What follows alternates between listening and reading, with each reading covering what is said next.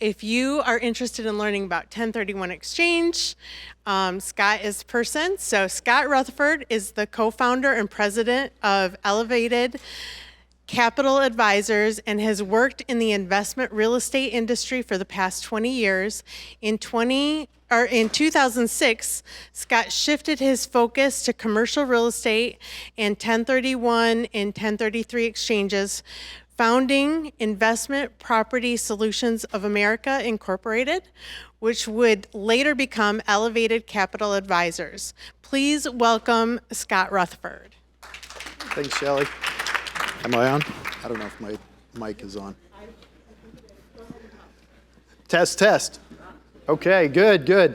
What about Setema? Holy cow, that was amazing.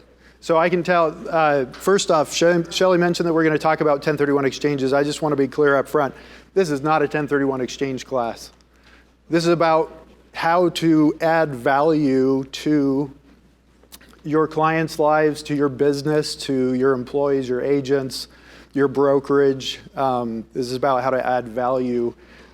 A 1031 exchange is simply a tool. This is about helping them find properties, replacement properties for a 1031 exchange. I'm not a qualified intermediary. We don't do 1031 exchanges. We help people find replacement properties for 1031 exchanges. So this is about your real estate business.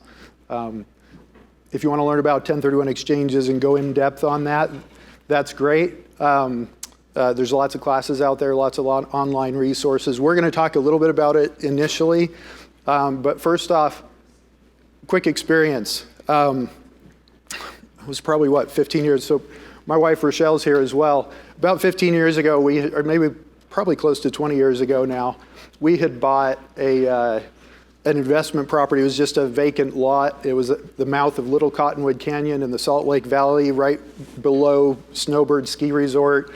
Awesome lot. We bought it. We were going to build a property on there, and we sat on it for about a year. And a developer contacted us, and he was like, "Hey, I'll give you $80,000 more than you guys paid for it." And we're like, "Hey, sweet." Sold it. Knew nothing about 1031 exchanges. I didn't work in real estate at the time. I was in the high-tech industry. Didn't do a 1031 exchange. I thought this was so cool. We got this big fat check. And then, tax season rolls around, and I got to pay capital gains tax on that, and so the amount kind of dwindled. And then we got to pay state tax, and so it kind of dwindled some more. So I decided at that time, hey, I should go get licensed as a real estate agent so that I can learn more about not making mistakes in real estate, and more about 1031 exchanges. And that was actually life-changing. I switched careers. I got out of the high-tech industry, and now for the last 20 years, we're going to go forward here really quick. So for the last 20 years, I have worked with thousands of 1031 exchangers and helped them to analyze billions of dollars in replacement properties. Now, did I get paid on all of those? No. That wasn't my goal was to teach them not to make the mistake that I made. Teach them how they could defer the taxes and how they could reinvest that money. I wanted to add value to them. So really every phone call that I would receive, I wanted to leave them with something. I wanted to teach them something. So going back here, I love this quote by Robin Sharma. The key to a great life lies in shifting your focus from accumulation to contribution. The old saying, he who gathers the most toys wins, needs to be replaced with he who serves the most prospers. And this is the most important part. Remember, happiness is the byproduct of a life spent adding value to other people's lives. So that should be your goal in every day, working in real estate especially. I mean, you're adding value to their lives. It's not just about that piece of property. It's about adding value to their lives. This is my why. Setema talked about having a deep why. This is my why. This is my family. Rochelle's here. She's a rock star. She's absolutely amazing. She's my biggest why, biggest supporter, and just absolutely love her. I mentioned to someone yesterday, I'm like, she is 1 in a million. I mean that. I mean, she really is. And then these are our 6 kids. Yes, 6 kids. Count them. Those are all our kids. Those aren't spouses or whatever. 3 boys, 3 girls, absolutely love them. And you'll notice the setting, beautiful setting. We're in Hawaii. That's part of my why as well. We love to travel together. We love to spend time together. And this business has given us the freedom to be able to do that. And so, again, this is more about adding value. So, again, adding value. So here's our goals today. Initially, we're going to talk a little bit about 1031 exchanges, the basics of 1031 exchanges, because it is important to understand that. We'll talk a little bit, probably a lot more in depth as far as 1031 exchange property options, the types of properties, because that's the part that really applies to your day-to-day business. Property options and strategies, and then hopefully by the end of this, there will be something you take away that will add to your success. First, this is the boring legal stuff. I threw this up here. Please don't, this is just kind of a joke. But the bottom line is, I'm not a CPA, I'm not an attorney, I'm not your tax advisor. You know, if you have deep questions about your own tax situation, consult with your professionals. I'm here to help you learn how to add value to your clients' lives and make money doing it. So that's what we're going to focus on. So a 1031 exchange. Quick raise of hands. Who has done a 1031 exchange or worked with someone on a 1031 exchange? Okay, we've got a few.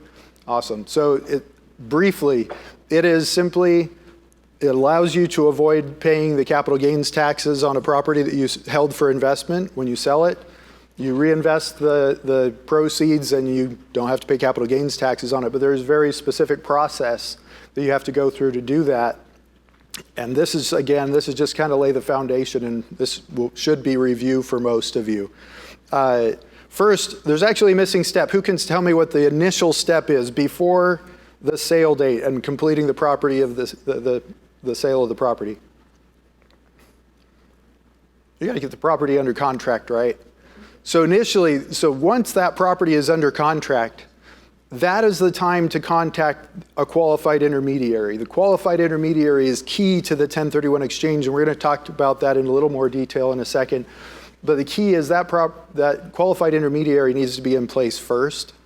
When the property sells, the qualified intermediary will actually receive the proceeds, so you're not touching those proceeds. The second you touch them, actually the second that title company prints out a check in your name or in your client's name, those taxes are due. There's no going back. That's constructive receipt is what it's called. And so it's absolutely key to have that qualified intermediary in place ahead of time. So the qualified intermediary receives the proceeds from the sale. You work with that qualified intermediary. Your client works with that qualified intermediary. They hold the proceeds until they have their replacement property ready to go. They have 45 days to identify a replacement property. The qualified intermediary, once that's ready to close, they wire the funds to the title company. So other than that, it just flows through like a regular real estate transaction. It has to be completed within 180 days. So the do's and don'ts. So again, this is just our foundation. Learn about 1031 exchanges. If you don't know them quite well, learn about it. It will boost your business. I promise you. You'll learn about them. You'll begin to attract, just mentioning them, you'll begin to attract investors who are looking at doing a 1031 exchange, or they're in the middle of a 1031 exchange. What if they're doing a 1031 exchange, they already sold their property, and so you've already missed the boat, right? Absolutely not. Add value to them. They'll come back later. I've had people who have called me up just with questions about 1031 exchanges. They weren't in a 1031 exchange. They weren't planning on doing a 1031 exchange. And I talked to them and I answered their questions. 7 years later, I get a phone call from that client saying, hey, remember I called you up and we were talking about 1031 exchanges? I have some more questions because I'm about to do one. Can you help me with replacement property? Yes, I can. So do learn about 1031 exchanges. Don't guess. So I'm just going to kind of go back and forth here. So do learn about them. Don't guess. Again, it's really important. There are tax considerations. There's, legal process and so forth. So don't guess. Make sure you know your stuff or that you have a contact. Call us. Call an exchange accommodator, a qualified intermediary. let's just make sure that you're not guessing at these things. The qualified intermediary, speaking of that, do get the qualified intermediary set up ahead of time. Make some contacts. Make sure you have a Rolodex of contacts for qualified intermediaries. If you don't know any, call me. I know lots of them. I've worked with most of the qualified intermediaries around the country at this point. Call me. I'll hook you up with someone or some that work with clients all over the country. Don't let the exchanger touch the money. Again, when the closing goes through, the check goes to the qualified intermediary, not to the seller. Okay. Do identify the replacement properties within 45 days. Don't let them miss their dates. Do ensure that they're buying a replacement property or combination of replacement properties that are equal to or greater than the sale price of the property, the closing price, minus what they refer to as allowable expenses, so real estate commissions, closing costs, and so forth. Don't undercalculate that 1031 replacement requirement. I can't tell you how many people call up and they think that after talking to their real estate agent, that they just have to reinvest their gain, the capital gains. No, it's the sale price of the property. Yes, but I had a loan on it. So, I sold it for $500,000, but I had a $400,000 loan, so I only have to reinvest $100,000, right? No, $500,000 minus expenses. Let's see, do replace the total sale price to equity and debt. So that's what we were just talking about. Don't undercalculate it. Also, don't think that they can just reinvest the cash. It's so important. Do identify multiple options. So there's 2 rules, just again to review. They can either identify 3 properties or up to 200% of the total sale price. So if they sold for $1 million, they can identify up to $2 million in properties. Don't give legal or tax advice. That's why I'm not going to do that for you guys here either. Do close within the 180 days, and don't underestimate the tax consequences. Again, people think that agents will tell their client, oh, well, you really don't have a huge amount of gain on the property, so maybe just don't do a 1031 exchange, just pay the taxes on it, and then you can do whatever you want with the money. Well, don't forget there's also state taxes on that. There's also what's called depreciation recapture. As if it was an investment property, they're probably depreciating that on their taxes every year, and if they turn around and sell that and they take the money, the government now gets to recapture 25% of everything they depreciated. So they could actually end up owing more. I've seen situations where people would have owed more than the proceeds they got from the sale, even though they had a gain. So, really important. Do add value. Again, use this as a tool to help them. I mentioned earlier the qualified intermediary or the exchange accommodator. This is the party that does A to Z for the exchange. They guide that entire process. Again, they are the ones who will outline the 45 days, what those deadlines are for identification, and make sure that the seller doesn't touch the money. Again, they're going to hold those funds, and then they meet that 180-day closing deadline. That was all the review stuff. Again, for those who didn't know a whole lot about 1031 exchanges, hopefully that's helpful. If you want to learn more, again, there's online courses or call me up. Happy to answer questions for you. But let's talk about the more exciting part as real estate agents. That is the replacement properties. So if they sold an investment property, they have to replace it with like kind is what it's referred to as. In other words, it has to be another investment property. So there's an example here, and it says, okay, if they sold a rental house, say a 3-bedroom, 2-bathroom rental house, what is like kind? Well, it could be another rental house, but it doesn't have to be. It could be commercial property or multifamily property, land. It could be a tenancy in common investment, a DST.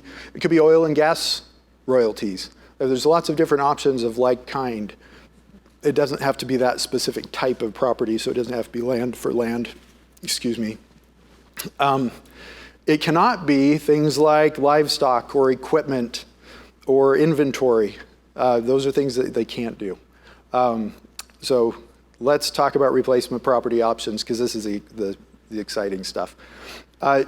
Did anyone here know that, let's say if your client sold a $150,000 investment property, that they could invest in a $20 million surgery center?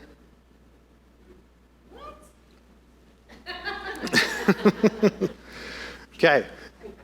So this is where it gets really cool, because most people think, okay, they have $150,000 from the sale of this investment property. They're going to go out. What are they going to look for? They're going to look for a $150,000 replacement property, right? This is where we level the playing field. So they could go with another rental, but the terms are in Section 1031 that it's real estate held for investment purposes exchanged into real estate held for investment purposes. Okay, so it could be a rental, it could be multifamily, commercial, land, a fractional ownership interest or a proportional ownership interest in any of those types of properties as well, or oil and gas royalties. It could be a portfolio of properties. It could be split between multiple properties. So there's lots of options out there, and so most people go into it with these blinders on of, hey, I sold a rental property, I'm going to go out and look for a rental property. It goes way beyond that. Our whole goal is to break down the barriers. Most people don't realize that they can invest in commercial real estate just with $50,000 or $100,000 or $150,000, that they don't have to invest millions of dollars and go out and take out a huge loan to get into a commercial property. So our whole goal is to level that playing field and give them the ability to go into commercial properties without breaking the bank. So let's talk about proportional deal structures. So this is the ability to invest in commercial real estate or similar types of investments as a fractional owner, as a proportional owner in those properties. I hesitate to use the word fractional because people automatically think, hey, it's a timeshare, right? Let's go with a timeshare. No, that's not what we're talking about here. We're talking about deeded ownership interest in property. And that there's one that's kind of the cream of the crop, especially for real estate agents. Your understanding of it will fall into place really quickly. That's tenancy in common. Okay, tenancy in common is not a new thing. It kind of became a thing about 30 years ago. Became an investment vehicle. It's actually been around for over 700 years. So tenancy in common is simply, we're going to talk more in detail about that, but it's simply owning an undivided interest in a property where other people also own an undivided interest. So you get a deed for a percentage of the property. We're going to talk about Delaware statutory trusts. We're going to talk about oil and gas royalties. Again, things that people don't really think of when they're thinking, oh, I sold my rental. You know, what am I going to do for a replacement property? They're going to go out and look for another rental. There's so many options out there for them. And knowing those options and knowing how that process works will build your business. It will add value for them. Even if they don't buy through you, add value to their lives. It's been one of the most fulfilling parts of what I've done for the last 20 years in this industry, has been simply the fact of being a resource and helping people to avoid paying those capital gains and really making decisions that are going to impact their family and their children and their heirs and so forth. This is not it's not just a simple decision. It's actually a really important one. So. Syndicated offerings. So syndicated, there are a lot of, those are actually like securitized offerings. Qualified opportunity zones, some people are familiar with those, some are not. We'll talk briefly about that. And then we'll have other options coming soon. So at Elevated 1031, what we do is actually, we have access to all of these types of properties, more on a wholesale basis, and we work with real estate agents around the country. We refer to them as our referral partners. And we give them the ability to access these properties for their clients and receive a commission on it. And so, which is fairly unique because most people think, oh, I've got to look for properties in my local area. Oh, I need to look for, again, I need to look for a rental property for this person or whatever the case may be. So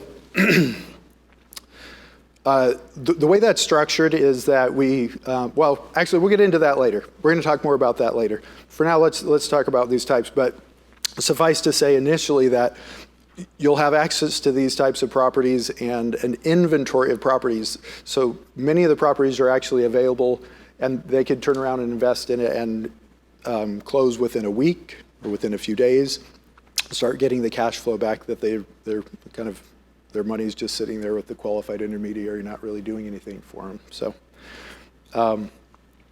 So why proportional ownership?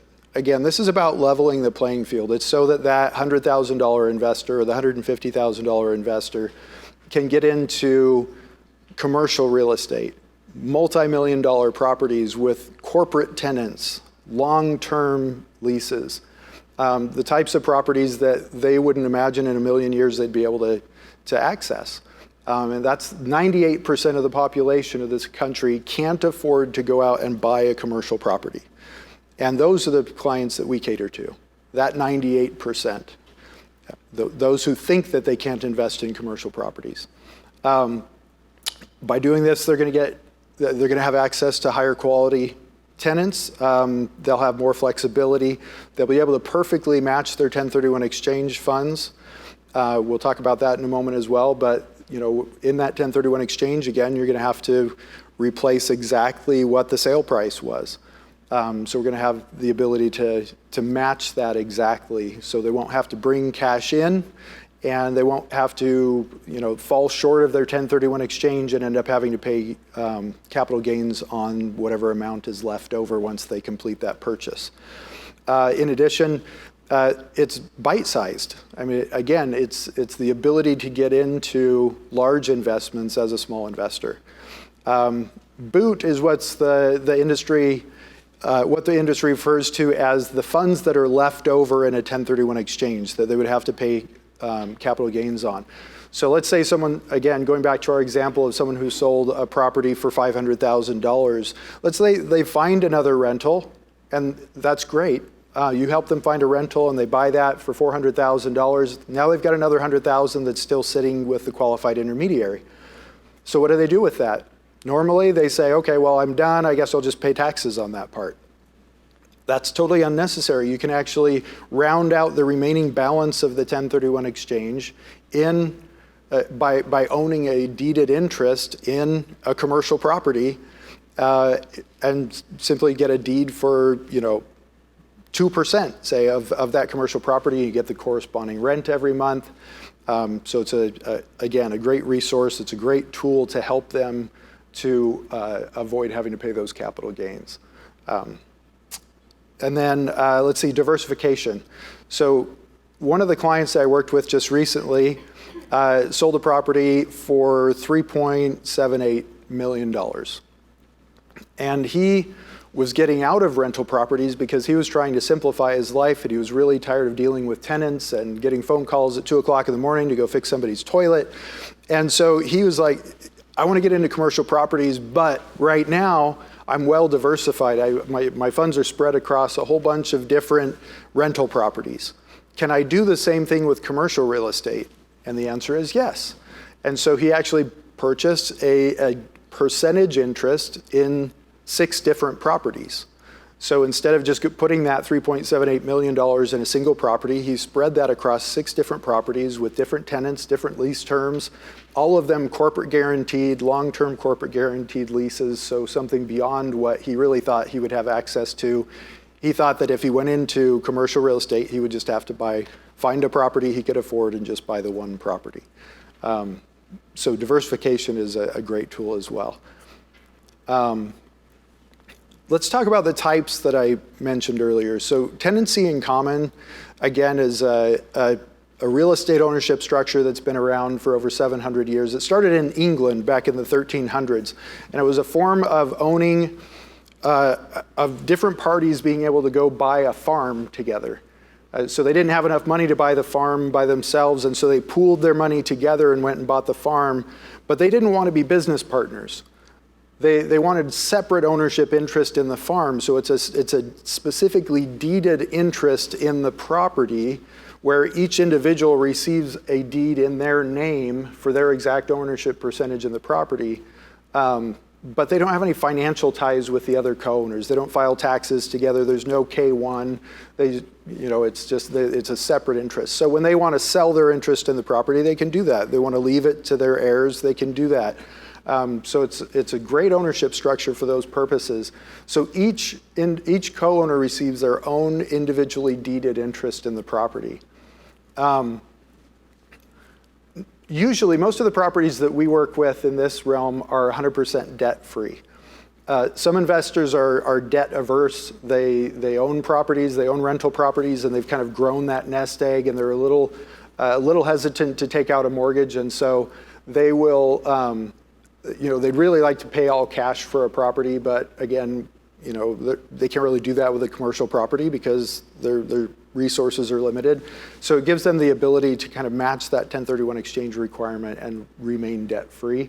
There's another purpose for this as well. Let's say they sold a property and they did have a mortgage and they needed to replace that mortgage as part of the 1031 exchange. Maybe they had a low loan to value and they go into a property and they were able to get a higher loan to value. They can round out the balance of the 1031 exchange with one of these. Or again, talking about the client who buys a rental property and has funds left over. This is a great tool. This is our bread and butter. Are these types of properties, again, because it's so straightforward, it is true real estate ownership. They get a deed in their name, so it's very straightforward.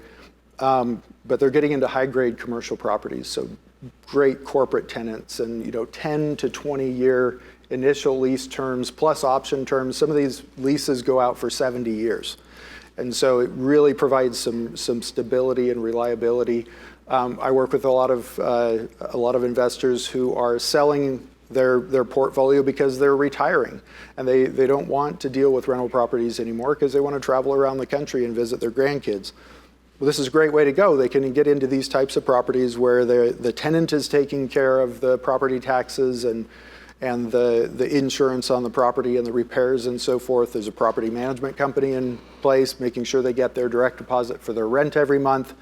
And so it's a way of really adding a passive investment to their portfolio or replacing their portfolio with all passive investments so that they can enjoy life and, again, seek out those things that add value to their lives. So let's see. The other great thing about this as real estate agents,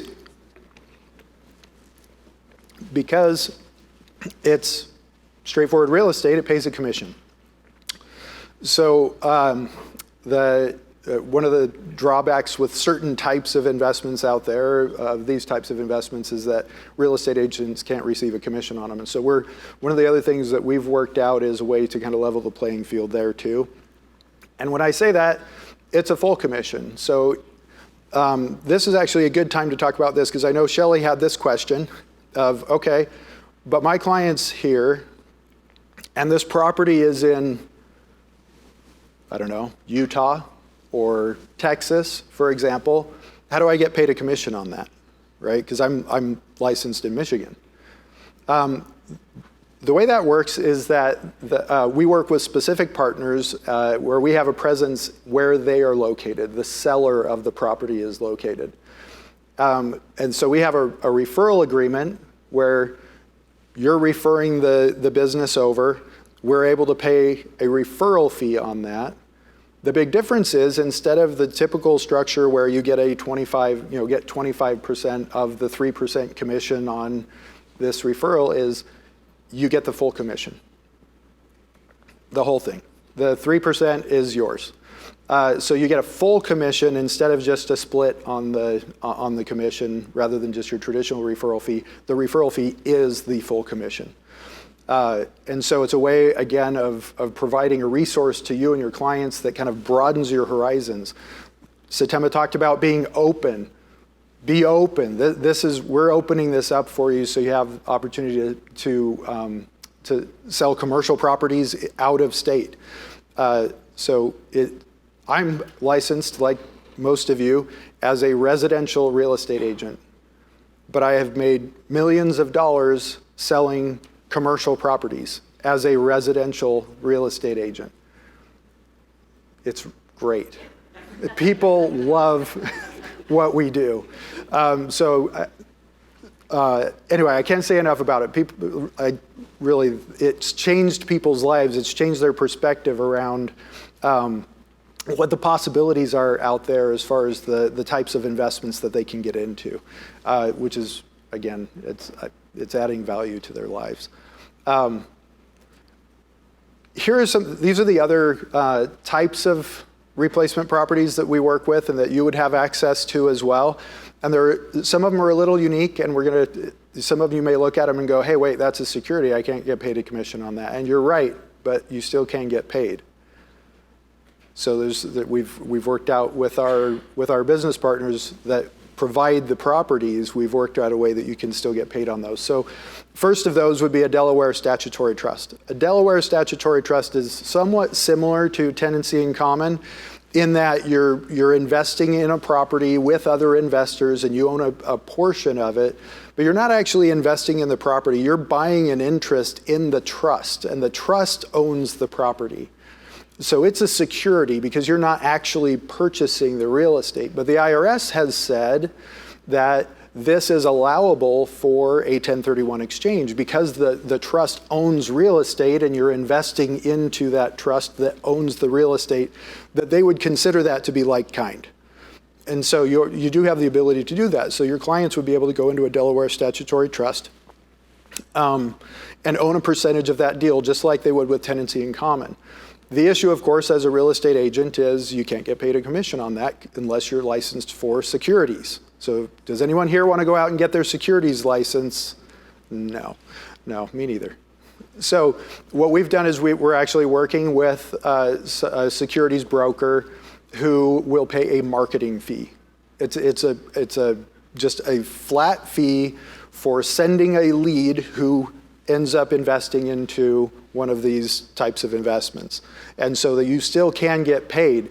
Here's the interesting thing is because it's a flat fee, you could send them a very small lead and get a very large referral fee. Or the flip side of that is you could send them a very large lead and get that same referral fee, right? Because it has to be a flat fee. So that's the way around it, is it just has to be a flat fee. Our agreement with them is that based on the average size of the leads that flow through us, through you, through us to them, that as they average out the size of those leads, they will increase or decrease what that referral fee is. So if we're sending them lots of larger leads, then the next year, when you send the next deal, the referral fee is going to be more because they're going to take that average. So we have a great relationship with them and have negotiated that. So the main difference, going back to the structure of the deal itself, the main difference between a DST and tenancy in common, and one of the reasons it's considered a security, is that all decisions are made by the trustee. There's a designated trustee who can't be one of the owners of the property or of the trust. There's a designated trustee that makes all the decisions. Whereas with a tenancy in common investment, the co-owners can vote. So, hey, are we going to get a new tenant, or what are we going to do about this repair? Again, that's the reason we work primarily with triple net lease properties, is you don't have to worry about the repair. The tenants can pay for it. But those types of questions can all be decided within a tenancy in common investment. With a Delaware statutory trust, all of that is taken care of by the trustee. Some people think that's great because it's hands-off. They don't have to make any decisions. Other people really look at it and they think, no, I really want to have some input on the decisions that are being made. So, in addition, there are some limitations on what decisions the trustee can make. So sometimes they can't just make blanket decisions on all things. There are certain things where their hands are tied. And that's one of the advantages of the tenancy in common structure, is that there aren't those limits. So for example, one of the limits with the trustee is they can't negotiate a new lease on the property. So if it was a single tenant property and the tenant moves out, that trustee, neither the owners nor the trustee are allowed to negotiate a new lease. So what do you do? And so there are provisions within the structure of that where actually what would happen is that trust would be dissolved, and then they can make the decision, and everybody instead now owns a deeded interest in the property instead of a deeded interest in the trust. And so there's ways around that, but just know that there are some limitations to the decisions that can be made, but that lots of people love the DSTs as well. But I prefer the tenancy in common. So let's see, oil and gas royalties. Most people don't realize that oil and gas royalties are real estate. And I'm not talking about owning oil and gas, exploration or oil and gas mineral rights, or going out and staking a mining claim or an area, over in an area where you think there might be oil. That's different. Oil and gas royalties are where there's already oil there. The oil is already being produced. It's already being pulled from the ground. And there are royalties, payments that are coming in for that oil. That piece of it, the oil that is being traded, is considered real estate. And the royalties from that are deeded. So they would actually receive a deed for oil and gas royalties as real estate, and thereby you can receive a real estate commission on it. So again, something very unique that most people don't understand, and it's a great way for clients to be able to diversify into other types of investments, yet still use you as their resource. Syndicated offerings. Most of these, so Regulation D offerings are securities. There's kind of no way around that, but there kind of is. So they can either be a registered or unregistered security. They're typically sold, through a private placement memorandum. And what the plan is, they basically go out and they put the deal structure together, and they find a bunch of investors, and they collect everybody's money, and then they buy this property, and then the owners of that investment, they receive rent from that property. So these are really common for multifamily properties, big, large apartment complexes, things like that. Most often, only accredited investors can invest in these types of properties. So I should have talked about that with a Delaware statutory trust as well. Accredited investors are those who have, and the provisions change over time, but in general terms, they have to have at least $1 million net worth and make at least $250,000 a year. So if they don't meet those qualifications, they can't invest in a Delaware statutory trust, a DST. These Reg D offerings, the syndicated offerings, are very similar. Most of the time, the investors have to be accredited, which isn't a problem in a lot of cases. A lot of people who have rental properties, investment properties, they meet those requirements, and so frequently that's not a big issue, but it can be for smaller investors. There are certain structures, depending on the specific type of offering, where if it's someone who are friends and family, then they can invest in the offering even if they're not accredited. So there are some ways around that. In addition, there are offerings that will actually be put together where it's a combination, where they're doing a Regulation D offering for a portion of the property, and they're doing the rest of it as tenancy in common. So investors actually can come in and buy a percentage ownership in the property, even though it's being primarily sold as a Regulation D offering. And so there are some combination solutions out there as well. So this is a kind of an exciting new product that we're adding to what we've been doing. And the cool thing is, because you know us, you would actually have access to these offerings as well. Again, the friends and family rule, meaning you can hear about these offerings before they're even announced to the public. And let's say you have a little bit of money set aside and you want to invest in it, you can do that, and you get a kind of a preferred position in those properties. And so that's really cool as well. Qualified opportunity zones are quite complex. They do not qualify. I know we're talking about 1031 exchanges quite a bit here. They do not qualify for a 1031 exchange because they are an alternative to a 1031 exchange. So in other words, it's instead of doing a 1031 exchange. Qualified Opportunity Fund is what most people go with when they go this direction. They don't want to go out and find their own property in a qualified opportunity zone.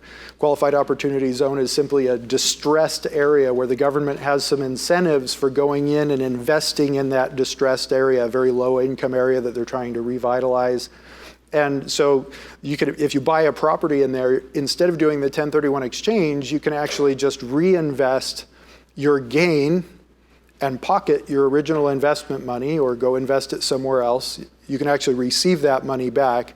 You just reinvest the gain and you can still defer your capital gains kind of like you do with a 1031 exchange. If you hold that investment for at least 10 years, that grows essentially tax-free, because what happens is when you sell that, if it's after 10 years, you not only don't pay taxes on the capital gains that you reinvested in it, you don't pay taxes on whatever additional appreciation you have on that property in those 10 years. So it's another tool. Again, it's another way around doing a 1031 exchange, but it's a type of investment where they do allow these qualified opportunity funds. They do allow investors to come in and just own a portion of that investment, so they don't have to buy the whole property themselves. And that would be done through the Qualified Opportunity Fund. So this is another product that, again, because it's a security, the Qualified Opportunity Funds are securities. It's eligible for a referral fee. It's not eligible for a regular commission, but it's, most of the time, anything that's a security, you would just have to say, hey, look, I can't help you with that, and they go off and do it anyway, and you don't get paid anything for it. Right? So this is a way of still being able to help them out with that and make the right introductions for them to be able to do that. You can't handle it yourself. You're not allowed to actually pitch the specific solution to them, the specific property, but you can still provide a resource and be valuable, add value to that transaction for them. Again, and here we go again, adding value. First and foremost, don't sell them anything. No one wants to be sold. So I don't know about the rest of you, but when people are like, oh, you're a salesperson, I'm like, no. I don't want to sell anyone anything. I consider myself more a consultant. I love to talk to people and talk through what their goals are, what are your investment goals, where did you come from? Why are you reinvesting? Why did you sell the rental property? What's the reason? You can start learning about what their values are as you learn about their family and about their history in owning that property and why they're selling the property and what they're looking to do. That's all going to help to add value, and they're going to know that you actually care about what they're doing. And the more you care about what they're doing, the more likely they are to come back and invest with you again. Very few of the investors that I've worked with over the last 20 years have not come back and invested again. And usually if they haven't, it's simply because they didn't have another transaction that they were doing, another 1031 exchange or whatever the case may be. Some of them have come back 7, 8, 9, 10 times and invested again. And it's again, because my goal with them is to counsel with them, to consult with them and find out what their goals are and what can we do to help. What's their why? Why are they selling the property? Why are they looking for an investment property? Are they looking for something passive? Do they want to be able to travel around the country and visit their grandkids? That's finding out really what the core benefit is going to be for them in owning the replacement property. And once you understand that, it becomes a lot easier to find a solution as opposed to selling them something. You're looking for a solution for them. And be ready to say, this is not for you. But let me point you in the direction of what you should consider. I can't tell you how many times I've done that and they appreciated it, and a couple years later they call me up, hey, this time, after you told me about what you were doing, Scott, this time I actually am looking for what you're doing. I really appreciate you pointing me in the right direction last time, and so now I'm back, and this time I'm actually interested in what it is you do. So be ready to do that, because again, this isn't about selling them something. It's really about finding out who they are and how you can add value to that.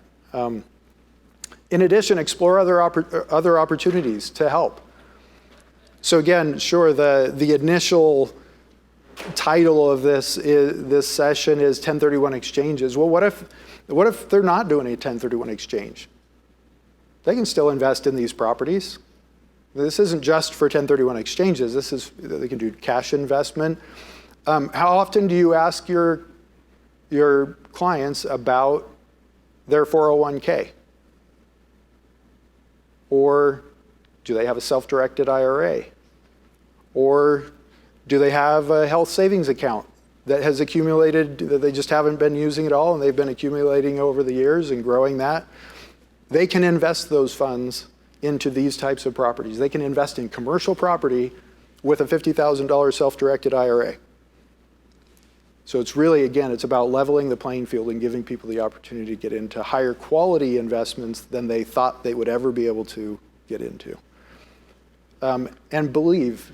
And when I say believe, I mean believe in yourself and believe in that client and their ability to grow the portfolio through the assistance that you're giving them. And again, whether or not that means you're the one directly helping with that or if you're just providing them with the resources to be able to achieve their goals.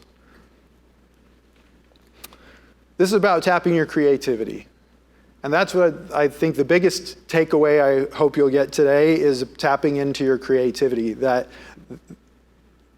a rental property doesn't have to be replaced with a rental property. Or a person who's looking for, they come to you and say, hey, I've never invested in real estate before. I'm a little hesitant because I don't want to deal with tenants, messing up the property and calling me at 2 o'clock in the morning to fix their toilet. So I'm kind of hesitant. What should I do? I've got $150,000 set aside. I've got $400,000 set aside. How can I get into real estate? How can you address my concerns? It's really about giving them options of solutions and kind of broadening their horizon, opening their eyes to the different options that are out there. So I say a truckload of solutions because just within the solutions that we've discussed today, there are literally over 100 different ways you could approach each of those solutions or a combination of those solutions. I say dip your toes in, the water's fine. I have had many people who have said, I've got $1 million to invest, but I don't know if I want, because I don't have any experience with this, I don't know if I want to invest all $1 million in this type of an investment. Then invest $100,000, try it out. Because what'll happen is when they get into that investment and they see how passive it is and that rent just shows up in their checking account every month and they don't have to go out and hunt it down and they don't have to think about it and it just shows up and it's completely passive, the other $900,000 comes a month later. Okay, maybe a couple of months later. But when those checks just show up, when that direct deposit comes in, they can really get used to that. So again, talking about the different approaches. So maybe right now they're working on a 1031 exchange, but maybe next week they're working on a cash investment.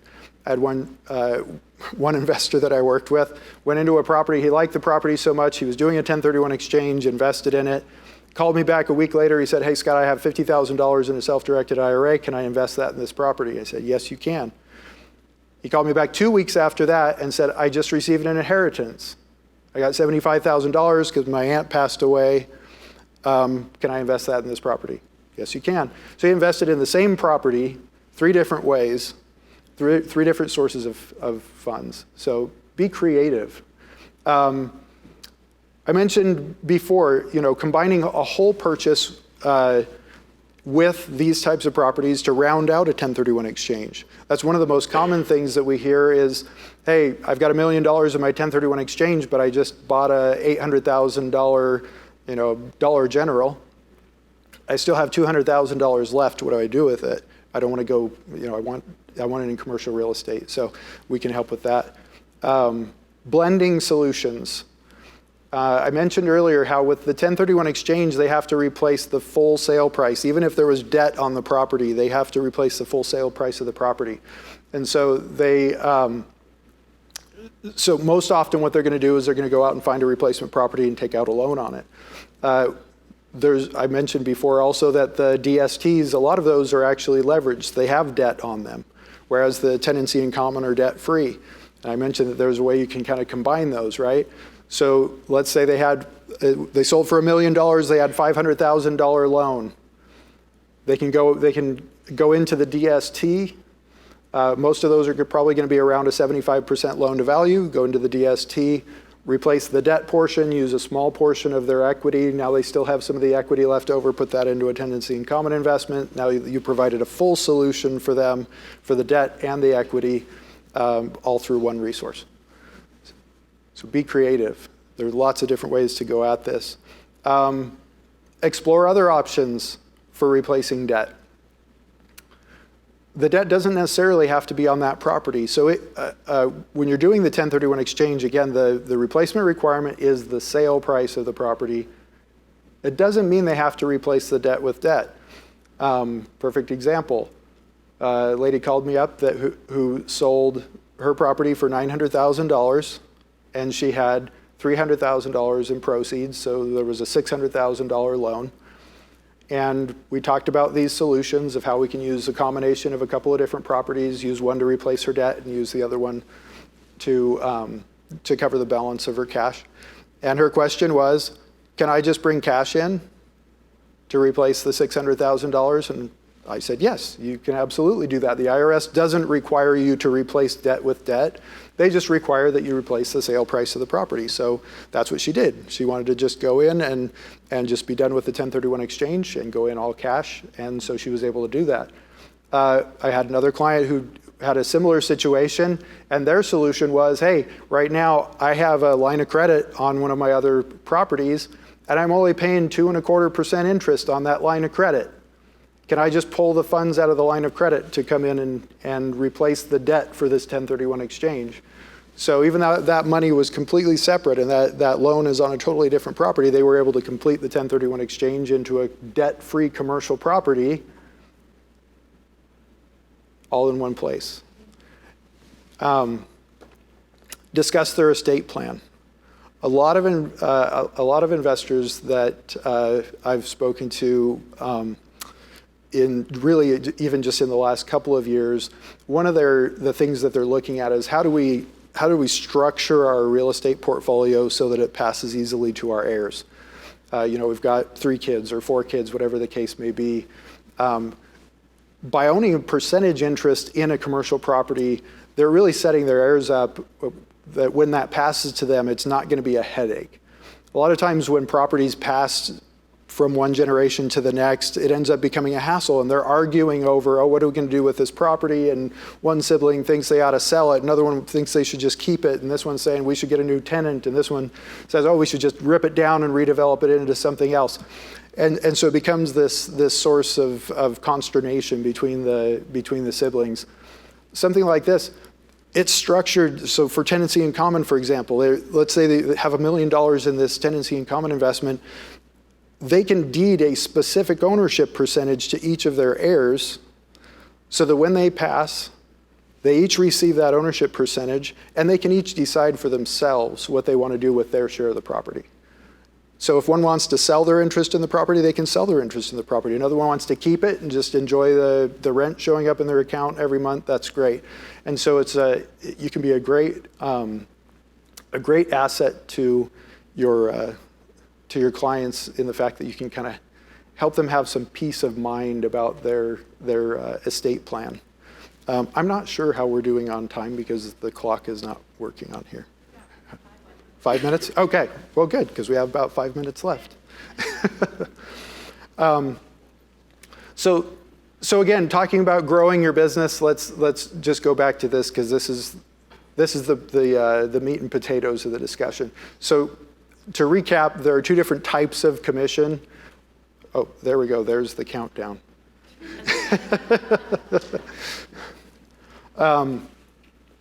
So there's a percentage-based commission. So we talked about the 3% commission. So that would be on the tenancy in common investments and the oil and gas royalties. And then there's the flat fee. And we'll get back to you later about what the flat fees are, but just figure that that's going to be somewhere between $2,500 and $5,000 typically for those referrals. And so there's 2 different approaches, but we kind of talked about that before. Let's talk about what can this really mean for your business. So in 2022, through Elevated 1031, These are all the statistics for clients who were referred to Elevated 1031 for us to assist them with replacement property for a 1031 exchange or a cash investment or whatever the case may be. The average closing was $363,000 and change. The average referral fee that we paid out to the referral partner was almost $11,000. The highest referral fee was over $113,000. That's for a single client solution referred to us that we helped with, and that agent got that full commission, over $113,000. The closings that we assisted with, we provided solutions for, ranged from $76,000 all the way up to the $3.78 million that I mentioned earlier. Our highest paid referral partner in 2022 made just shy of $500,000 in referral fees that we paid out to her. There's a lot of potential. And it's really about, like Satema said, being open to what are the possibilities, what are the things that I can do to add value to this person's life? What are the options that I can present to them? And again, this isn't just about 1031 exchanges. This is about just being open to the possibilities because, again, if they have a self-directed IRA or whatever the case may be, there's probably a solution that you can help them with. So I encourage you to talk to them about those things. What's next? Contact me. We can schedule a Zoom meeting if you have more questions. You want to dive into specific client situations. You want to talk through real scenarios. If you want to talk through a little more detail about these solutions and what properties are available right now, things like that. We should talk about the referral agreements. You know, those can be signed with your broker. Those commissions can just flow right through your brokerage. And anyway, we can talk about that as well. So my contact information is here. Please reach out to me. I also have business cards, happy to hand those out here. But I really appreciate you guys being here, and I look forward to working with you.